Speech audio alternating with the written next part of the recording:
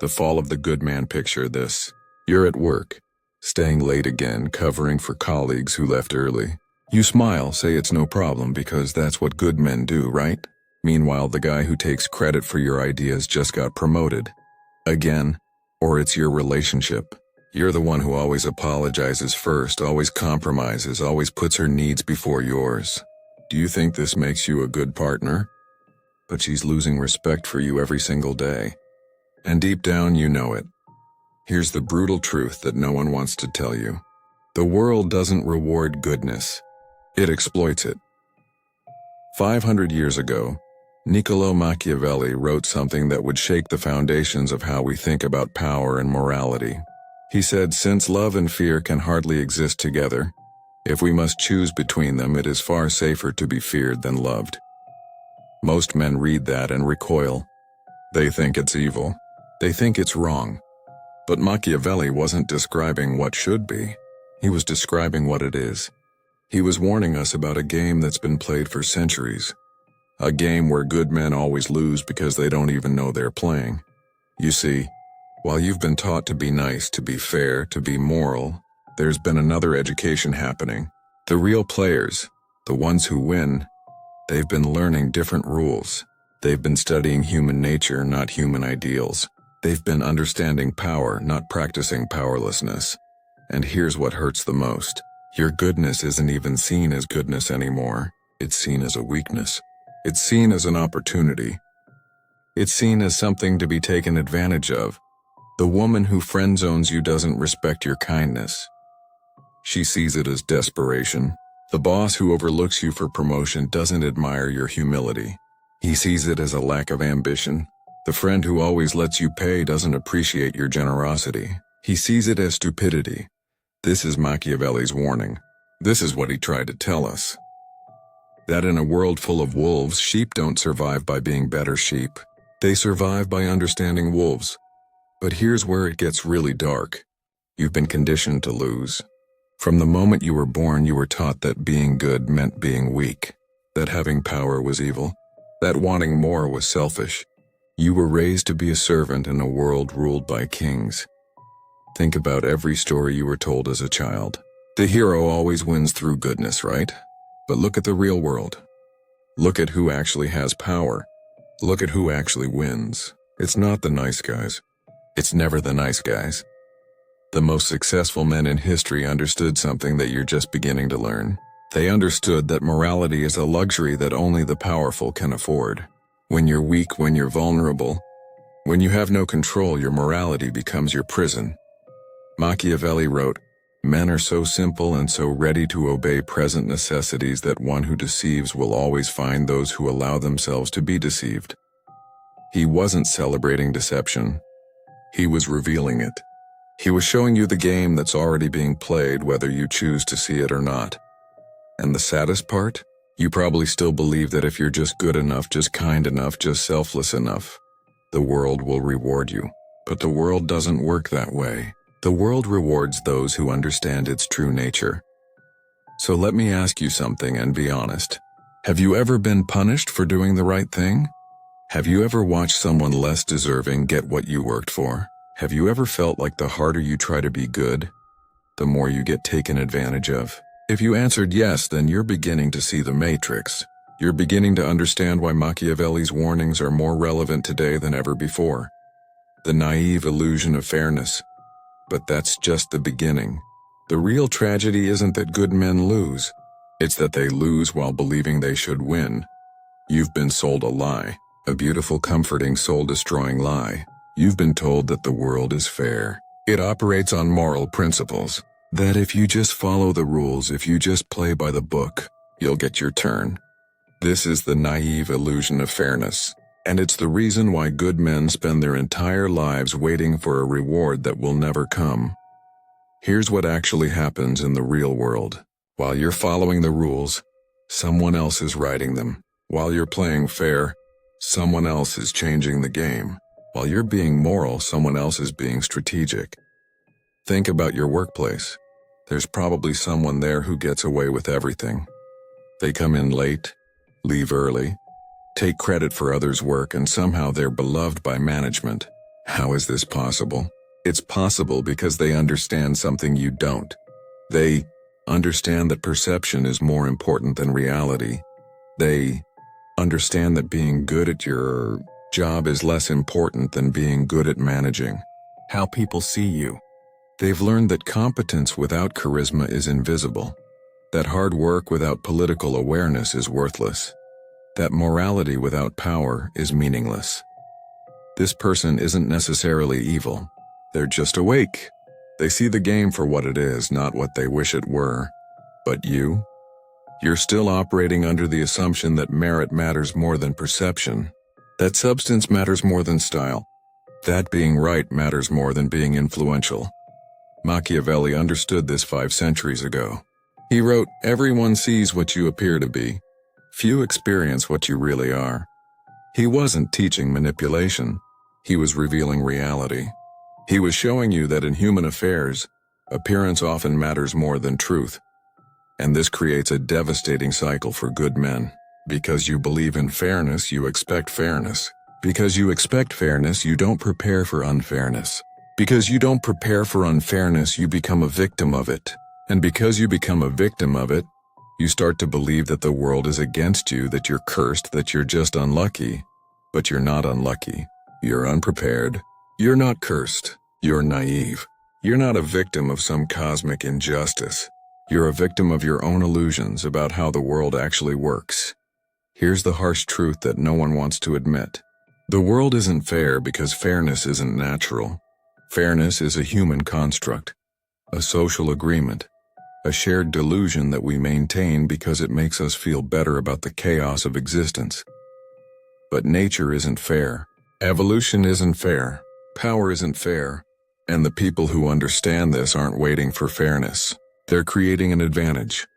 Look at any successful person, any powerful organization, any dominant force in any field. Do they succeed because they're the most moral? Do they win because they're the most fair? Or do they succeed because they understand the rules of the game better than everyone else? The answer is obvious, but most men refuse to see it because seeing it would require them to abandon their most cherished beliefs about how the world should work. And here's where it gets really insidious. The very system that disadvantages you also convinces you that your disadvantage is noble. It tells you that losing with honor is better than winning without it. It tells you that being taken advantage of is virtuous. It tells you that your weakness is actually a strength. This is psychological warfare at its finest. You're not just being defeated, you're being convinced to defeat yourself. Machiavelli saw this clearly. He wrote, "Since it is difficult to join them together, it is safer to be feared than to be loved when one of the two must be lacking." He understood that in the absence of respect, kindness becomes weakness. In the absence of power, goodness becomes vulnerability. The men who win aren't necessarily better than you. They're just better at the game than you. They've accepted reality while you're still fighting it. They've embraced strategy while you're still clinging to ideology. The predator's advantage. Now let's go deeper into the darkness. Let's talk about why ruthless people don't just win occasionally. They win consistently. They win predictably. They win systematically. And it's not because they're smarter than you. It's not because they work harder than you. It's because they see manipulation as a strategy, not a sin. While you're agonizing over whether your actions might hurt someone's feelings, they're already 3 moves ahead. While you're trying to find a solution that works for everyone, they're finding a solution that works for them. While you're hoping for the best, they're preparing for the worst. This is the predator's advantage. And understanding it is crucial to understanding why good men always lose. Predators in nature don't win because they're evil. They win because they're efficient. They don't waste energy on guilt. They don't second-guess their instincts. They don't apologize for their nature. They simply do what needs to be done to achieve their objectives. Human predators operate the same way. They see what they want. They identify the most efficient path to get it, and they execute without emotional interference. They don't get distracted by what's fair. They focus on what works. And here's what makes this so devastating for good men. While you're playing by rules that don't exist, They're playing by rules that do. While you're concerned with being liked, they're focused on being effective. While you're trying to be good, they're trying to win. Let me give you an example. Think about the last time you were in a negotiation. Maybe it was for a salary. Maybe it was buying a car. Maybe it was resolving a conflict. What was your approach? Did you try to find a fair solution? Did you try to make sure everyone was happy?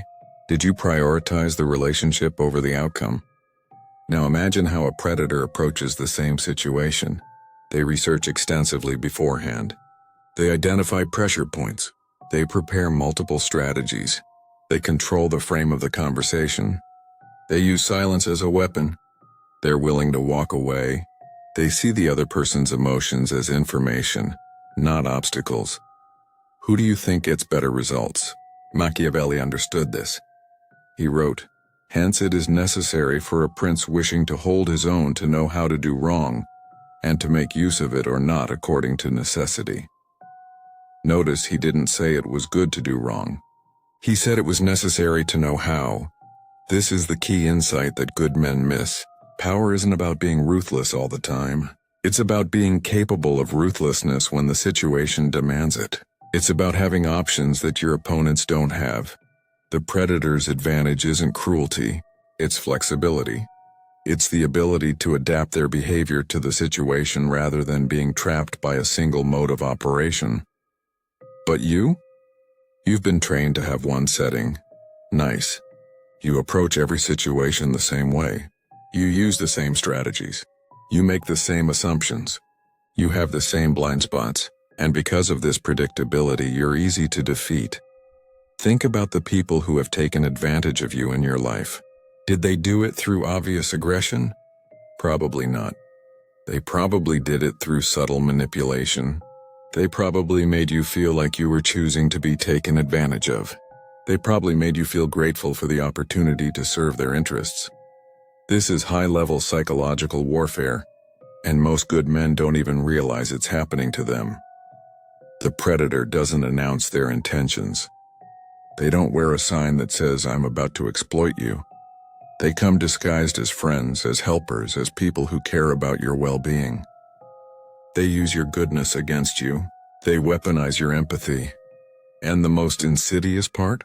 They often convince themselves that they're actually helping you. They tell themselves that they need to learn these lessons, that you're too naive, that the world is going to eat you alive if they don't toughen you up first. Machiavelli saw this pattern everywhere.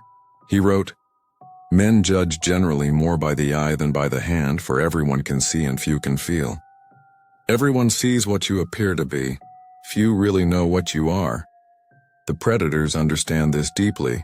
They know that most people make decisions based on surface-level impressions. They know that most people don't dig deeper. They know that most people want to believe the best about others, especially when it's convenient. So they craft their appearance carefully. They say the right things. They make the right gestures. They create the right impressions. And while you're responding to their performance, they're achieving their objectives. The mask of virtue. This leads us directly to the next principle. And this one might disturb you more than anything else we've discussed so far. The most dangerous people aren't the ones who appear evil. They're the ones who appear virtuous. Real power hides behind kindness. Real manipulation disguises itself as empathy. Real control presents itself as service. Think about the most powerful people you know. Do they go around announcing their power? Do they flex their muscles? Do they intimidate people through obvious aggression? Of course not. That's amateur hour. That's what weak people do when they temporarily get a little bit of power. Real power players are charming. They're likable. They're the ones everyone wants to be around. They remember your birthday. They ask about your family. They make you feel special, important, valued. And while you're basking in their attention, while you're feeling grateful for their friendship, while you're convinced that they truly care about your well-being, they're positioning you exactly where they need you to be. This is the mask of virtue, and it's the most sophisticated form of control ever developed. Machiavelli understood this perfectly. He wrote, "A prince never lacks legitimate reasons to break his promise. But he also understood that you can't just break promises openly. You have to do it in a way that makes people understand, that makes them sympathize, that makes them feel like they would do the same thing in your position. The master manipulator doesn't make you feel manipulated. They make you feel understood. They don't force you to comply. They make you want to comply. They don't take your power away. They convince you to give it to them. And good men are especially vulnerable to this because they want to believe in goodness. They want to believe that other people share their values, their motivations, their moral framework. They want to believe that everyone is fundamentally decent. This desire to believe in goodness becomes their greatest weakness. Let me tell you about a pattern you've probably experienced but never recognized. Someone comes into your life who seems almost too good to be true. They're incredibly supportive. They seem to understand you better than anyone else ever has. They validate your feelings. They make you feel seen, heard, and appreciated. But slowly, subtly, almost imperceptibly, the dynamic starts to shift. They start making small requests. Nothing major, nothing that seems unreasonable. And because they've been so good to you, because they've invested so much in the relationship, you feel obligated to reciprocate. The requests get bigger. The expectations get higher. Your boundaries get tested, then crossed, then forgotten entirely. But it happens so gradually that you don't notice. And when you finally do notice, you're in so deep that extracting yourself feels impossible. This isn't accidental. This is a strategy. This is the mask of virtue in action. The person wearing this mask isn't necessarily evil. They might genuinely believe they care about you, but they care about their objectives more. They care about their needs more. They care about their agenda more. And they've learned that the most effective way to achieve their goals is to make you believe that helping them is helping yourself. Machiavelli called this the lion and the fox. He said a prince must learn to be both. The lion uses force when necessary, but the fox uses cunning all the time. The fox understands that confrontation is inefficient, risky, and often unnecessary. Why fight someone when you can seduce them? Why force compliance when you can inspire devotion? Why take what you want when you can make people want to give it to you? This is why good men always lose. Because they're always fighting the lion, but they never see the fox coming. They prepare for obvious attacks, but they're defenseless against subtle infiltration. They can recognize enemies, but they can't recognize false friends. They can resist pressure, but they can't resist seduction. And the most successful manipulators understand that the best way to control someone is to make them feel like they're in control. The best way to limit someone's choices is to make them grateful for the choices they have. The best way to exploit someone is to make them feel like they're being empowered. This is psychological warfare at the highest level, and most good men don't even know they're under attack until it's too late. The law of controlled ruthlessness. Here's where we get to the heart of Machiavelli's teaching, the principle that separates those who understand power from those who are destroyed by their ignorance of it. Machiavelli's timeless law: be feared when necessary, loved when convenient. Mercy must serve strategy, not sabotage it. This isn't about becoming a monster. This is about understanding that in a world where others are willing to be monsters, your refusal to match their intensity isn't nobility, it's suicide. The law of controlled ruthlessness isn't about being cruel for the sake of cruelty. It's about being strategically decisive when the situation demands it.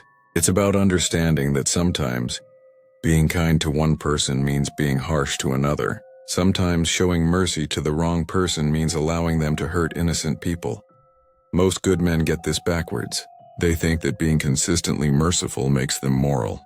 But Machiavelli understood that indiscriminate mercy often enables evil, that unlimited forgiveness often rewards bad behavior. Refusing to punish wrongdoing often punishes the innocent. Think about it this way. If you have a child and that child misbehaves, what's the loving thing to do? Is it to ignore the behavior because you don't want to hurt their feelings? Or is it to correct the behavior because you want them to grow into a functional adult? The answer is obvious when it's your child. But somehow when it's adults in your life, when it's colleagues or friends or romantic partners, you suddenly think that avoiding conflict is the same as being loving. It's not. Avoiding necessary conflict is actually a form of cruelty. It's cruelty disguised as kindness. It allows problems to fester.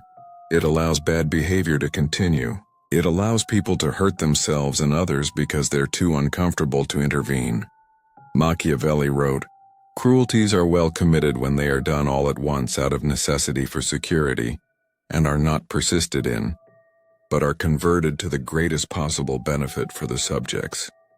What he's saying is that sometimes, a small amount of controlled harshness prevents a large amount of uncontrolled suffering. Sometimes being firm in the moment prevents the need to be devastating later. Sometimes establishing clear boundaries early prevents the need to establish them through warfare later. But good men resist this principle because they've been taught that any form of harshness is evil. They've been conditioned to believe that being nice is always better than being effective. They've been programmed to prioritize their own comfort over everyone else's long-term well-being. This is how good men enable the very evil they claim to oppose. By refusing to confront wrongdoing when it's small and manageable, they allow it to grow until it becomes large and unmanageable. By refusing to use their power when it could prevent harm, they guarantee that someone else will use their power to cause harm. Let me give you a concrete example. Maybe you have a friend who consistently takes advantage of your generosity. They borrow money and don't pay it back. They ask for favors but never reciprocate. They use your kindness as a weakness to exploit. The good man's response is usually to just accept this behavior, to make excuses for it, to continue enabling it because confrontation feels uncomfortable. But what's the result? The behavior continues. The friend doesn't learn. The relationship becomes increasingly one-sided and resentful. The controlled ruthlessness approach is different. You set a clear boundary. You explain the consequences of crossing it. And if the boundary is crossed, you enforce the consequences immediately and completely. This isn't cruel. This is kind. Not just to yourself, but to the other person. Because it allows them to change. It gives them clear feedback about what behavior is and isn't acceptable. It treats them like an adult who is capable of making better choices. But most good men won't do this because they're more concerned with being liked than being respected. They're more concerned with avoiding immediate discomfort than creating long-term health. And this is exactly why they lose. Because in a world where everyone else is playing strategic games, their refusal to be strategic isn't principled. It's naive. It's ineffective. And ultimately, it's self-destructive. Machiavelli understood that power without the willingness to use it isn't really power at all. It's an illusion. It's a bluff that eventually gets called. And when it gets called, the person who was trying to be good discovers that their goodness has made them powerless to protect themselves or anyone else they care about. So let me ask you this, and think carefully about your answer. Do you agree that mercy is only powerful when you can also destroy? Do you believe that kindness without strength is actually a form of weakness that enables cruelty? The psychology of losing now. Let's examine what's happening inside your mind that makes you complicit in your own defeat. Good men don't just lose because the world is unfair. They lose because they self-sabotage through guilt, overthinking, and emotional dependency. Understanding these mental traps is the first step to reversing them. First, let's talk about guilt. Good men carry an enormous amount of guilt about having needs, wants, and ambitions. They feel guilty for wanting more money. They feel guilty for wanting respect.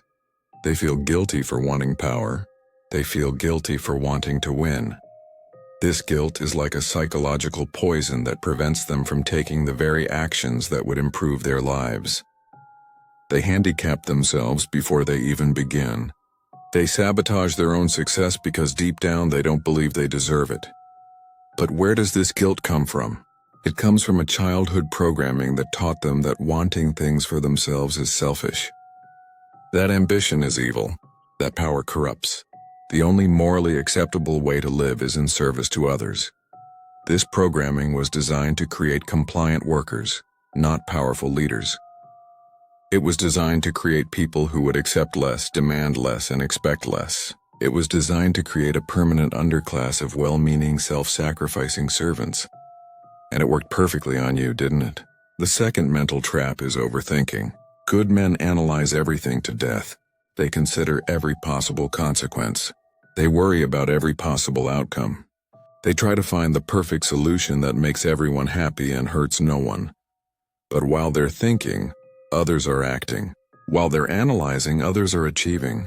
While they're worrying about theoretical problems, others are solving real ones. Machiavelli understood this perfectly. He wrote, "Since love and fear can hardly exist together, if we must choose between them, it is far safer to be feared than to be loved." Notice he didn't say, think about whether to choose. He said, choose, action over analysis, decision over deliberation.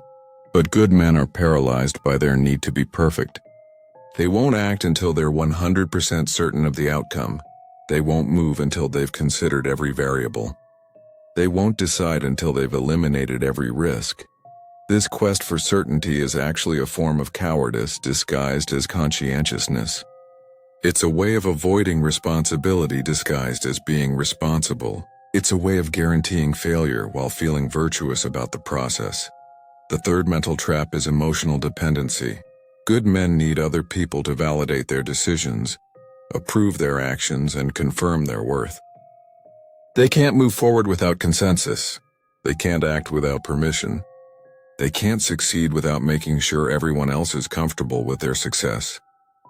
This emotional dependency makes them incredibly easy to manipulate. All you have to do is withdraw approval, and they'll abandon their own interests to win it back. All you have to do is express disappointment, and they'll sacrifice their own goals to make you happy. But here's what's really insidious about this pattern. The very people whose approval they're seeking often don't respect them for seeking it. The more desperately they try to please everyone, the less anyone actually wants to be pleased by them. Think about the people in your life who command respect. Do they constantly seek approval? Do they change their behavior based on other people's reactions? Do they sacrifice their own needs to avoid conflict? Of course not. The people you respect are the ones who seem complete within themselves. They're the ones who make decisions based on their own judgment. They're the ones who can say no without feeling guilty about it. But good men have been conditioned to believe that this kind of self-possession is selfish. They've been taught that considering their own needs is narcissistic. They've been programmed to believe that true virtue requires self-erasure. This is psychological warfare at its most sophisticated. You've been convinced that your greatest strengths are actually weaknesses. You've been taught to disable your own power systems. You've been programmed to sabotage yourself while feeling good about it. Machiavelli saw this pattern everywhere. He understood that most people defeat themselves long before anyone else gets the chance to defeat them. He understood that the greatest battles are won and lost in the mind, not on the battlefield. And here's the cruelest irony of all. Your self-sabotage doesn't even achieve the moral outcomes you think it does. Your guilt doesn't help anyone. Your overthinking doesn't prevent problems. Your emotional dependency doesn't create better relationships. Instead, your guilt makes you resentful. Your overthinking creates analysis paralysis. Your emotional dependency creates dysfunctional relationships where others lose respect for you, precisely because you're so desperate for their approval. You're not just losing. You're losing in a way that doesn't even serve the values you claim to care about. The rebirth of power. But here's where everything changes. Here's where we stop talking about why you lose and start talking about how you win. To win, a man must evolve from naive goodness to strategic goodness, moral by choice, not by conditioning. This isn't about becoming evil. This isn't about abandoning your values. This is about becoming powerful enough to protect your values. This is about becoming strategic enough to make your goodness effective instead of self-destructive. The rebirth of power begins with a fundamental shift in how you think about morality itself. Instead of seeing morality as a set of rules you must follow regardless of context, you begin to see it as a set of principles you choose to uphold because they serve your deepest values. This distinction is crucial. Rule-based morality makes you predictable, exploitable, and ultimately ineffective. Principle-based morality makes you flexible, strategic, and ultimately powerful. Let me explain the difference. Rule-based morality says never lie. Principle-based morality says be honest in the service of truth and relationship. Rule-based morality says always be kind. Principle-based morality says be kind when kindness serves love and justice. See the difference? One makes you a slave to arbitrary rules. The other makes you a conscious agent who can adapt your behavior to serve your deepest purposes. Machiavelli understood this perfectly. He didn't advocate for abandoning morality. He advocated for strategic morality. He understood that sometimes serving good requires doing things that look bad. Sometimes protecting the innocent requires being harsh with the guilty. Sometimes creating peace requires being willing to wage war. This is what strategic goodness looks like. It's goodness that's informed by wisdom rather than wishful thinking. It's goodness that understands human nature rather than denying it. It's goodness that's effective rather than just well-intentioned. But to make this transition, you have to be willing to give up something central to your identity, your innocence. You have to be willing to see the world as it actually is, not as you wish it were. You have to be willing to understand the dark side of human nature, including your own. This is terrifying for most good men because they've built their entire sense of self around being innocent, pure, untainted by the corruption they see around them. But this innocence isn't a virtue, it's ignorance. And in a world full of people who understand power, ignorance isn't bliss, it's vulnerability. The rebirth of power requires you to become what Machiavelli called the lion and the fox. The lion represents strength, courage, and the willingness to fight when fighting is necessary. The fox represents cunning, strategy, and the ability to outthink your opponents. Most good men have neither. They're sheep trying to survive in a world of lions and foxes. They have no strength because they've been taught that strength is dangerous. They have no cunning because they've been taught that strategy is manipulative.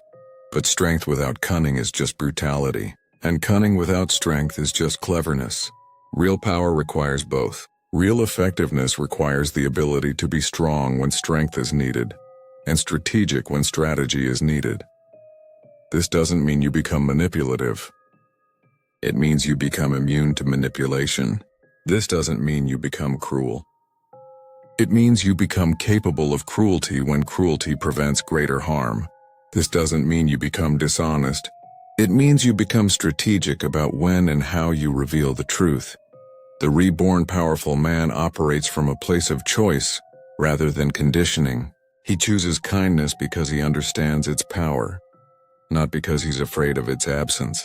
He chooses honesty because he understands its value, not because he's incapable of deception. He chooses service because he understands its nobility, not because he's afraid of his own needs. This is what it means to be moral by choice rather than by conditioning. This is what it means to be good from a position of power rather than a position of weakness. And here's what's beautiful about this transformation. When you become strategically good, when you become powerfully moral, when you become effectively virtuous, people don't just like you. They respect you. They don't just appreciate you. They follow you. They don't just take from you. They want to give to you. The Machiavellian blueprint. Now let's distill everything we've learned into a practical code you can actually use. This is Machiavelli's core lessons transformed into a blueprint for the modern man who wants to win without losing his soul. The first principle: control perception. Machiavelli wrote, "Everyone sees what you appear to be. Few experience what you really are." This isn't about deception. This is about intentionality. Most men stumble through life accidentally creating impressions, accidentally sending signals, accidentally positioning themselves in ways that work against their interests. The powerful man understands that everything communicates. Your clothing communicates. Your posture communicates. Your words communicate. Your silences communicate. Your actions communicate. Your inactions communicate. And if you're not controlling these communications, they're controlling you. This means being thoughtful about how you present yourself in different contexts. It means understanding that the same qualities that make you effective in one situation might make you ineffective in another. It means being strategic about when to reveal your capabilities and when to conceal them. But this isn't about being fake. This is about being contextually appropriate. A surgeon doesn't act the same way in the operating room as they do at their child's birthday party.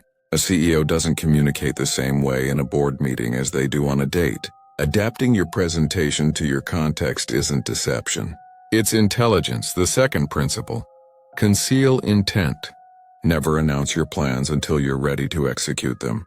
Never reveal your strategies until they're already in motion. Never telegraph your moves until it's too late for others to counter them. This doesn't mean being secretive about everything. It means being strategic about what you reveal and when you reveal it. It means understanding that information is power, and giving away information unnecessarily is giving away power. Most good men do the opposite. They announce their intentions because they want approval. They reveal their strategies because they want input. They telegraph their moves because they want consensus. But all they're actually doing is giving their opponents time to prepare defenses, create obstacles, and marshal opposition. The powerful man moves quietly until it's time to move loudly. He prepares privately until it's time to execute publicly. He plans in silence until it's time to act with noise. The third principle, reward loyalty. When someone demonstrates genuine loyalty to you, when they prove themselves trustworthy, when they show that they're willing to sacrifice for your mutual benefit, reward them disproportionately. Make it clear that loyalty to you is the most profitable investment they can make. But be careful about how you define loyalty. True loyalty isn't just agreement. True loyalty isn't just compliance. True loyalty is the willingness to tell you hard truths when you need to hear them.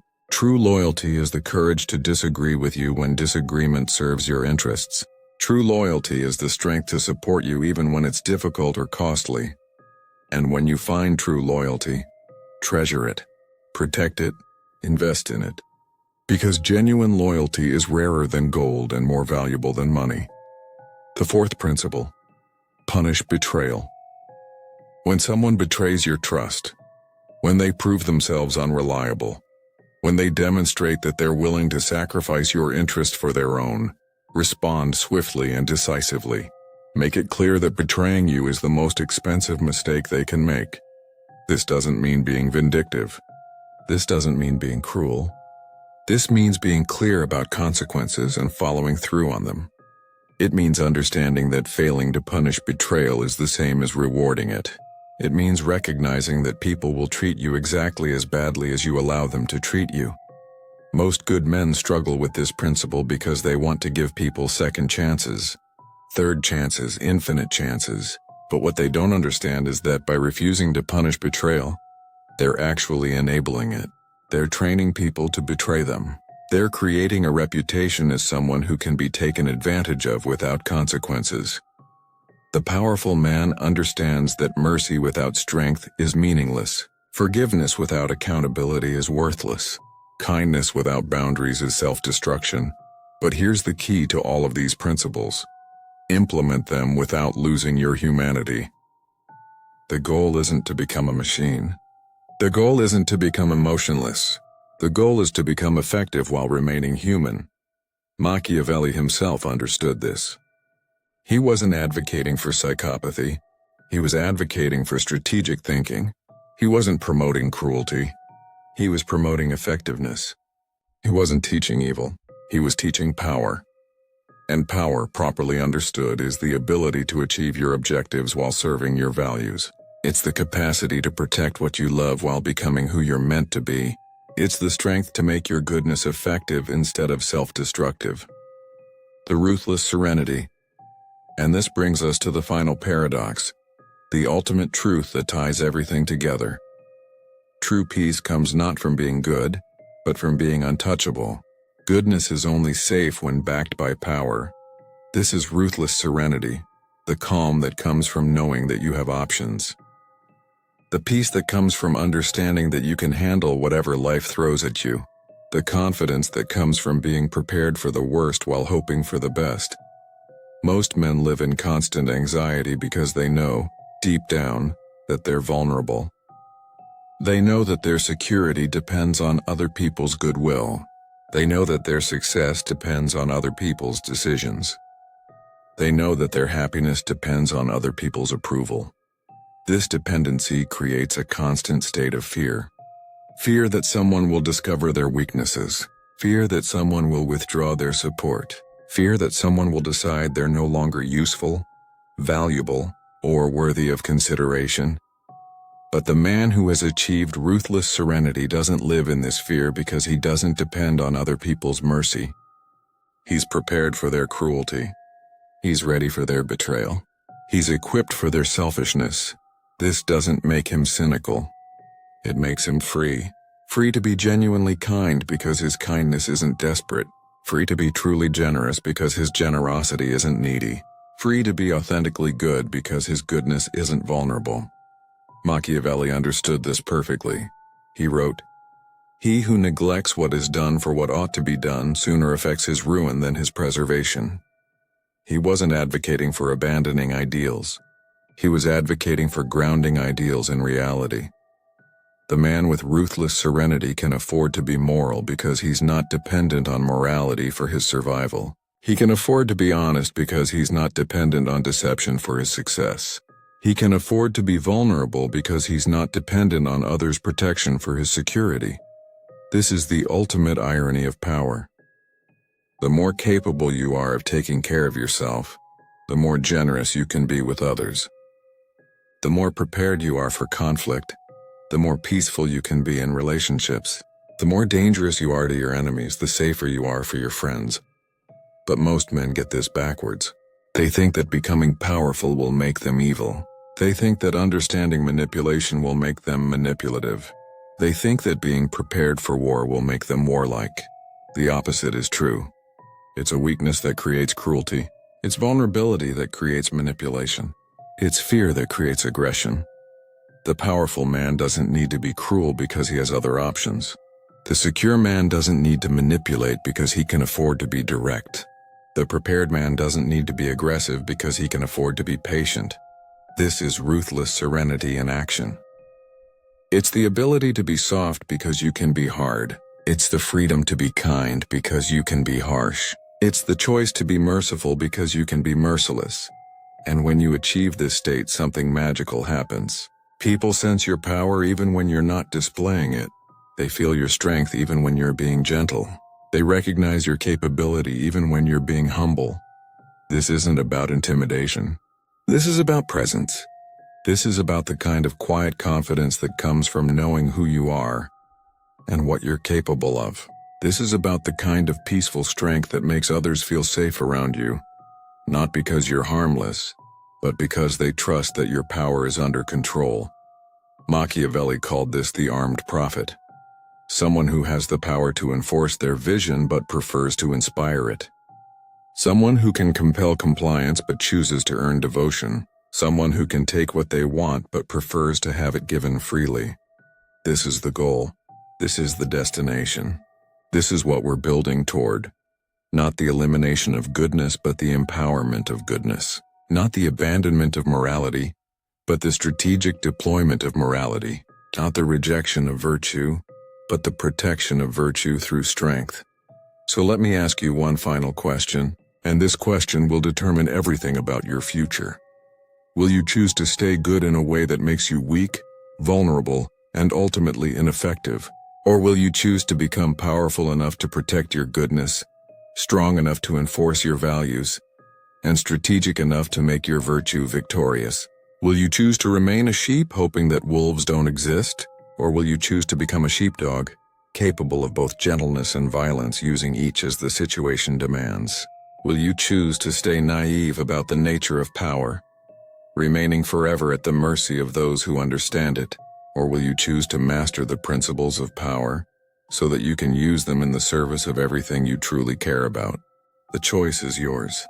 But choose wisely, because in a world where others have already chosen power, Your refusal to choose is itself a choice to remain weak, a choice to remain vulnerable, a choice to remain at the mercy of forces you don't understand and can't control.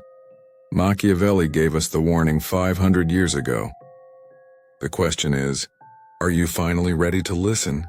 Will you choose to stay good, or to become powerful enough to protect it? If this opened your eyes to the reality of how power actually works, if this challenged everything you thought you knew about success and morality, if this made you realize that maybe, just maybe, it's time to stop being a victim of your own goodness, then show me in the comments. Drop this affirmation. I choose power in service of my principles. And if you're ready to continue this journey, if you're ready to learn more about how the world really works, if you're ready to transform from someone who gets taken advantage of into someone who can't be touched, then subscribe and hit that notification bell. Because this is just the beginning. There's so much more to learn, so much more to understand, so much more power waiting for you to claim it. The choice is yours. But choose quickly, because while you're deciding, others are already acting. While you're thinking, others are already winning. While you're hesitating, others are already taking what could have been yours. Don't let that happen anymore. Your time is now.